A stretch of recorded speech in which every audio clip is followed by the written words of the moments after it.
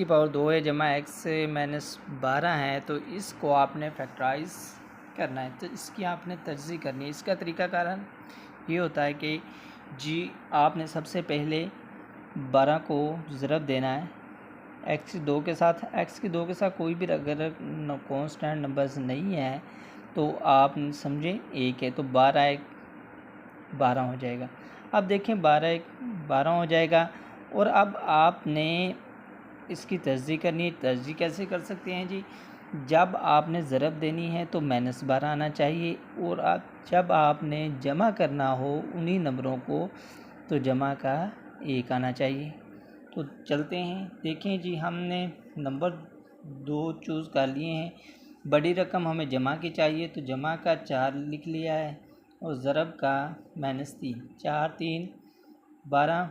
देखें इनको हमने ज़रब दिया तो हमारे पास -12 आ रहा है, और जब हम इनको जमा करेंगे तो 4 -3 करें तो ये आपके पास क्या आ गया 1। यानी कि ये नंबर्स हमारे पास एक्यूरेट हैं कि जी अब हमने जब भी तर्जीह कर रहे हों तो ऐसे नंबर का इंतखाब करना होता है, जब जमा करें तो ये नंबर x के साथ जो भी कांस्टेंट आ रहा वो आना चाहिए, और जब ज़रब दें तो जो रकम इधर आपके पास मौजूद होगी राइट साइड पे वो आनी चाहिए। तो देखें इसके बाद x की 2 है, जमा के 4x और माइनस के 3x, आगे माइनस के 12।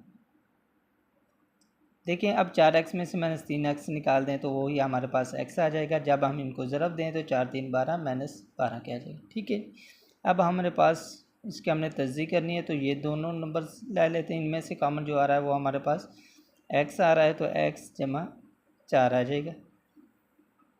इसी तरीके से हम जब अब ये दो नंबर्स हमारे पास हैं तो इनमें से माइनस भी कॉमन ले रहे हैं और 3 भी कॉमन ले रहे हैं। दो चीज़ें कॉमन ले रहे हैं, एक तो माइनस कॉमन लेने से जो इधर साइन होता है वो चेंज हो जाता है, माइनस है तो जमा हो जाएगा, और अब 3 कॉमन ले लिए तो x बच जाएगा।